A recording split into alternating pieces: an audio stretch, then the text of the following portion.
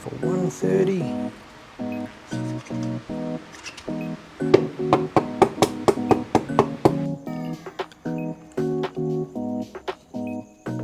Fully seated. Okay, welcome back. So now it's time to put some pistons and rings and all that sort of stuff together. So what I'm going to try and do here is show you how I clean the barrels. Use some lint-free cleaning cloths. You can use some brake cleaner or parts cleaner or whatnot. I'm using some isopropyl alcohol and lots and lots and lots of that.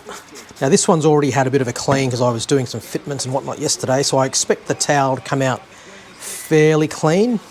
So as you can see, that's come out pretty clean, so I'm happy with that. So that's number one. Now this one has not been cleaned. I mean, it's got a little bit of oil in it and whatnot, so I'm just going to spray it.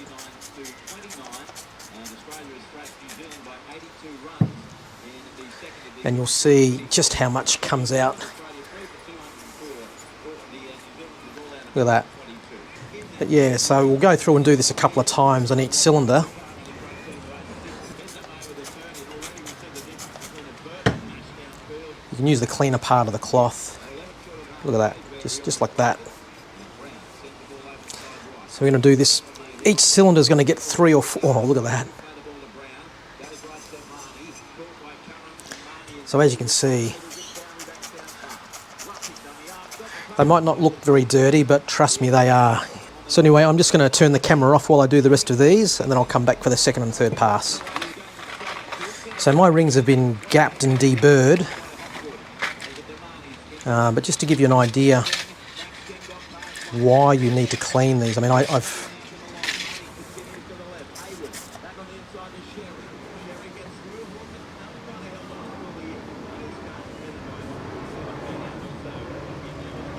Whoop. So there you go.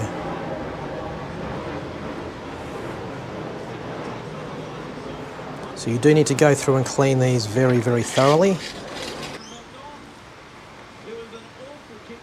Look at that. See that? What I want to do is to install some circlips in the pistons. So because we do one side of the engine at a time, you sort of have to plan which way you're going to go, whether you're going to start at 1, 2, 3 or 4, 5, 6, because obviously you got to put the pistons on the engine in sequence. So what I'm going to do is I like to start on each side at either number 1 or at number 3. So because this is number 1, I've numbered the pistons, and I'll put the rings on shortly, but I want to put the circlips in the side of the piston. So number 1's going to go on the left-hand side of the engine. So I'll mount that one, and then I'll put this pin through, and then I'll put the circlip on this side. So I want to go from front to back, so that's correct. So for number 2, we want to install the circlip on the same side, which is the right-hand side. So I've just loosely installed one of the pins, and so what I use is one of these circlip installing tools. Now I know there's a bit of conjecture about these as to people say, oh, they deform the pistons, the circlips, and if you were to push the circlip all the way inside the tube, because the way this works is you install the circlip in the tube a little bit, and then you push the plunger, and that forces the circlip out. Now, one thing I've learnt to do is to not install the circlip all the way in. Now, before I do it, I just also want to talk about the circlip orientation. Now, this is probably splitting hairs, but remember, these pistons go like this, in and out, in and out, in and out. And if you install the circlip this way with the gap up the top or the gap down the bottom, in theory, with very high RPM, the circlip could compress and it may dislodge from its retaining groove in the piston. Now, I think it would be pretty unlikely for that to happen, but it's always good practice to install them either this way with the groove facing horizontal, so left or right, it doesn't matter. I hold the tool like this so that the plunger is well depressed, and then I just slowly squeeze the circlip. So I'm squeezing it with my thumb and forefinger and pushing it in at the same time to the point where it's just in. Whoop, not quite enough, it just popped out. Keep your hand over it, you don't want this to fly across the workshop. So it's on a little bit of an angle, but I don't push it all the way in. And then I put the pin towards the base of the groove in the piston, line that up, and then push it all the way in. Now that one went in all by itself, so you can see that. I'll try and get it closer for you. I don't know if that's going to focus. I hope it does. But you can see this, the circlip is perfectly installed. You can always just bump the pin up just to make sure that it's perfectly seated. But yeah, and you can see that the gap is at the top of the piston. Whether it's at the top or the bottom doesn't matter, as long as it's facing one way. Okay, we're back, and I've installed all the circlips, and now it's time to install some rings. So we start at the bottom and work our way up. So the oil ring gets installed first. Now, if it's a one-piece oil ring, it just goes on just like that. But this is a three-piece oil ring that consists of an oil expander ring, which is separate to itself, and then you've got two oil control rings that go top and bottom. So it's important to install the oil expansion ring first, and then to install these two rings. So the oil expansion ring gets clocked to the 8 o'clock position. So I've just put these little indents marks on the piston, like, 12, 1, 2, 3, 4, 5, 6, 7, 8, 9, 10, 11, 12, etc. So the brake or the join is going to be around the 8 o'clock position. So we just put that on. So now the bottom oil control ring needs to be installed on the bottom of that expansion ring, and that gets clocked to the 230 position, so somewhere around here between the 2 and the 3. And put the foot of the ring in there, and then I'm just going to sort of massage the ring around the outside. It's quite a thin ring, so obviously be careful, but it would be pretty hard to break one, I imagine. But if you're ham-fisted, then yeah, you might break it. Now the top oil ring is installed next, and that's to be clocked at the 130. So they're staggered, so these gaps in the oil control ring are staggered. Now this time I'm going to aim for the top, like there. And then if I just sort of pull it around, it'll very, very easily fall into position. Okay, and that's in. All right, so my oil ring for number 1 is installed. Now, next becomes the middle ring, or the lower compression ring. And this one is to go to the 10 o'clock position, which is here. Now, for this one, we do need a piston ring expander, so I just use one of these. These aren't expensive, they're cheap. But obviously you don't want to over-expand it. You just want to expand it enough just to get it over the edge of the piston. So the best way I find is to orient the piston so that the 10 o'clock position is facing me. And again, on the rings, everybody knows this. I think this is what they call is it a Napier style ring, where it has this step on the outer ridge. Another thing to note is that there is obviously a top to the ring. Hopefully you'll see that. This one's got a little letter N.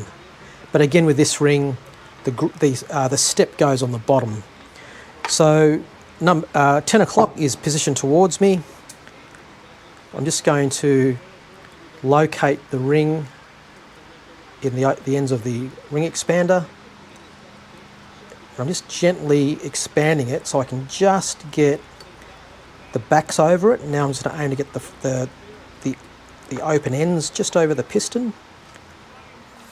I'm close, but I think I've gone just a bit too far. So what you can do now is you can just gently pull it across, and there, it's in. Okay, so hopefully you can see that. The ring's in the groove. Now we can easily rotate it or clock it so that the gap is at the 10 o'clock. Okay. Okay, and then finally the top ring. Now the top ring again has a top and a bottom, and it has a letter N just on the top there. Not sure if you can see it. Hopefully you can, but believe me, it's there. So this one is to be clocked to the 4 o'clock, so it's going to be exactly opposite 10. So again, let's get the 4 o'clock clock towards me. And we'll open up the ring, and again, I know I'm being gentle with it. I'm probably not using anywhere near as much force as some people do, but I don't want to run the risk of breaking anything. And that one's in. Okay, so let's do piston number 4. So we'll put our oil expander ring clocking it to roughly 8 o'clock. 2 oil control rings, and we'll just put a little bit of oil on them. So aim for 230, so we're just going to put the foot in there and then just wrap the rest around. And we'll take the next one, oil that up again. Not a lot of oil, just enough to cover it. So aim for 130.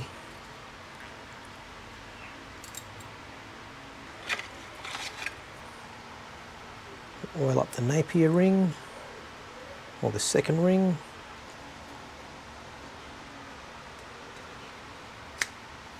There we go. Let's clock it to 10. The top ring, a little dab of oil.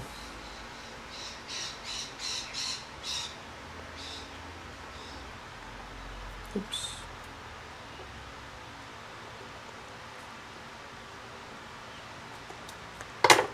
That one's in.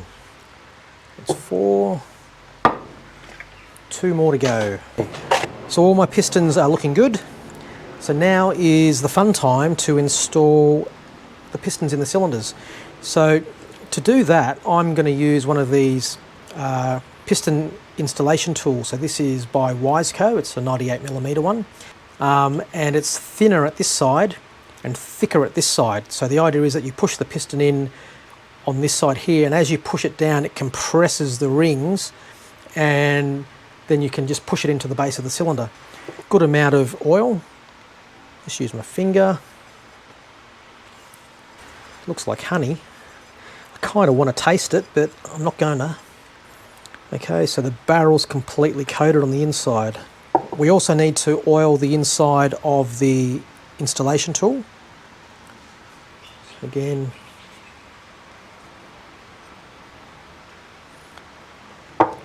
and then we need to, I really should clean up those little indicator marks that I put on the top of the edges of the piston here, because it looks shit. So now I'm also going to oil the piston. As for how much oil, again, not crazy amounts. All the rings have already been oiled as they've gone into their grooves. But I just like to make sure that all the contact surfaces do have oil on them.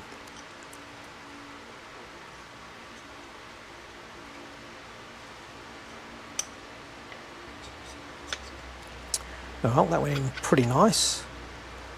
So I'm just going to push it through so that the piston's pretty much just the top land of the piston's just proud. And remember, that's the top of the piston where the intake valve is. I'm just going to move these out of the way. Put my barrel here. That's the top of the cylinder. Now I'm just going to tap with the handle of a rubber mallet, and this doesn't have to be hard, but just light taps either side, because you want to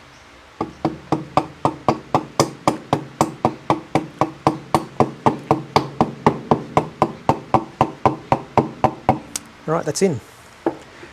So you can see that's gone in. It doesn't have to be hard, just light taps, and then now it's a good idea just to push. Oh, there's a lot of oof.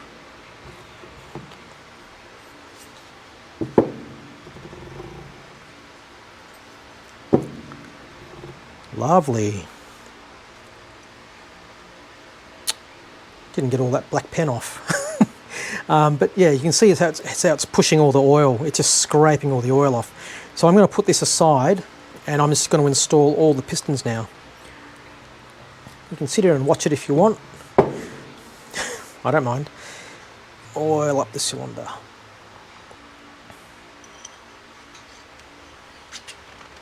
And now we're going to bash the living daylights out of it. Just kidding.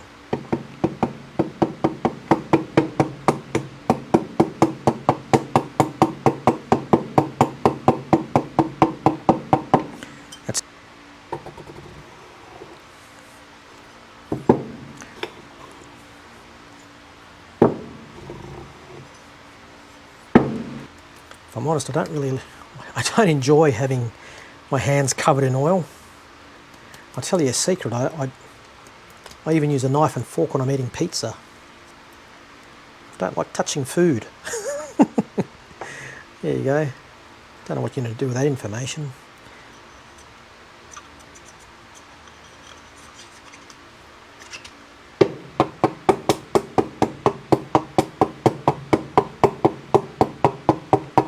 There we have pistons installed in cylinders.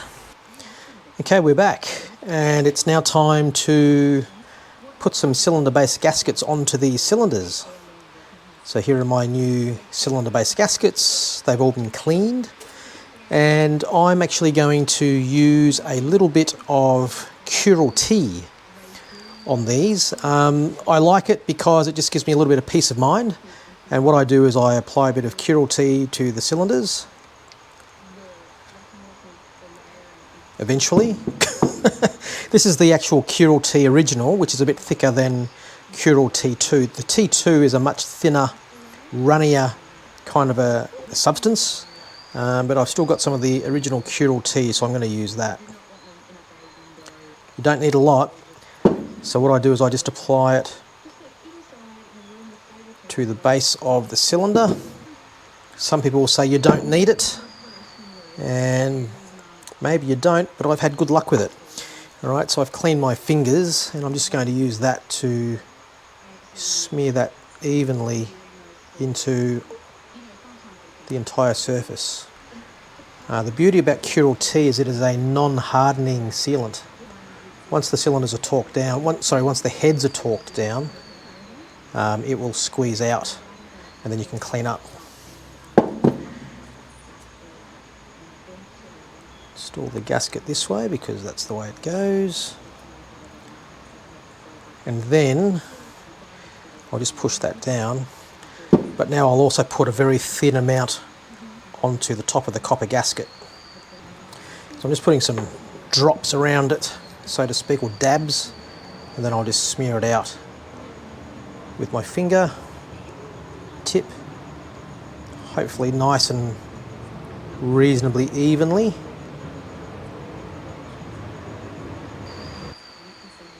Just a reminder, if you don't mind what you're seeing here, I'd appreciate if you could like the video. Alright, so that's one done. So there's no point showing you the other 5 that I'm going to do. I'm going to do the other 5 just the same, and then we'll get around to putting these on the engine. So this is number 1. I think that's in camera shot. Just don't want to hit it on the studs. And you just sort of tap the piston up so that you can expose where the piston pin will go. And what I'm going to do now is I'm just going to lube inside the piston for where the piston pin's going to go.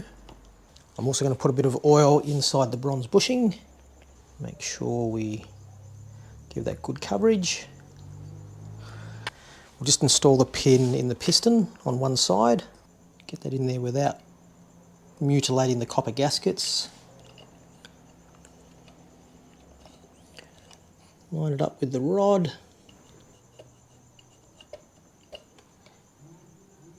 Now push it home. So now it's seated against the circlip there. So now comes the fun part of installing the circlip on the other side.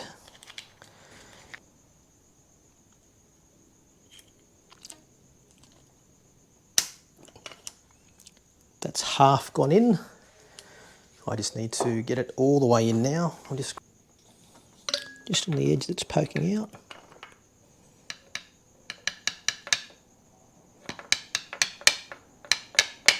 There you go, you heard it click. And that is in. Part of my ritual is to always get a torch and have a good look. And yes, the circlip is fully in. I'm not sure whether I can get the video in there for you to see. So I think you can see that. The circlip is fully seated. Now that the circlip is fully seated and we're happy, it is now time to bash the hell out of the cylinder until it seats. No, not at all. Give it a push.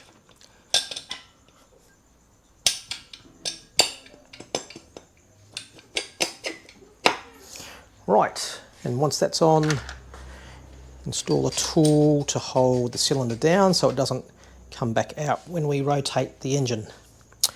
That's that side. So now I'm going to do number 4 on the opposite side of the engine. Now it probably seems like a common sense, but obviously the cylinder spigots have been cleaned just before I started doing this, so that the Aircooled T on the copper base gasket has a good surface to adhere to, or to seal against.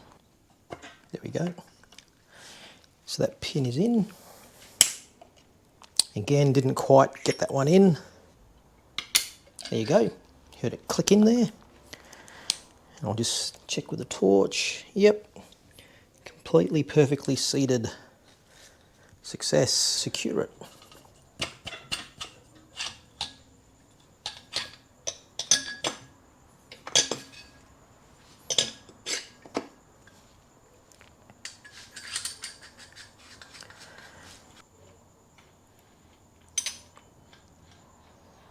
Yeah, so I'll put some oil in the bushing, doesn't need much. Cylinder number 5. Oh, that one went in a lot easier. I must be starting to get good at it. Ooh, I got that one in. Let's double check it. Excellent.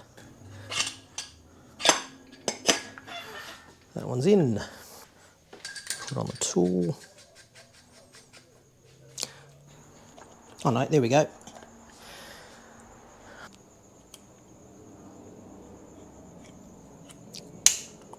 Didn't get it. There we go. Yep, perfect.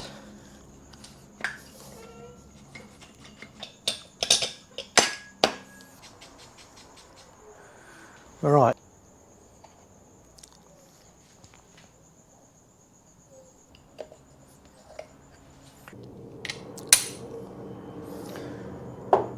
Almost, not quite. Perfect. Check with a torch.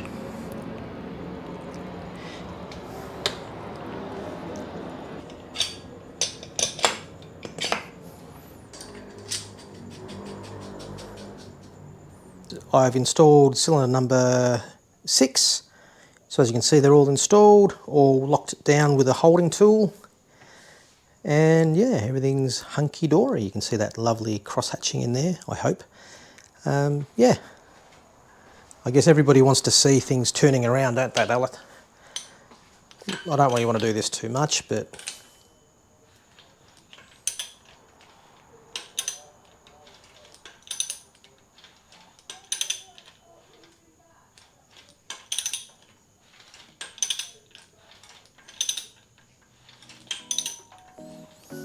cool. Anyway, that's it for now. The next step is to fit the heads and the camshaft towers.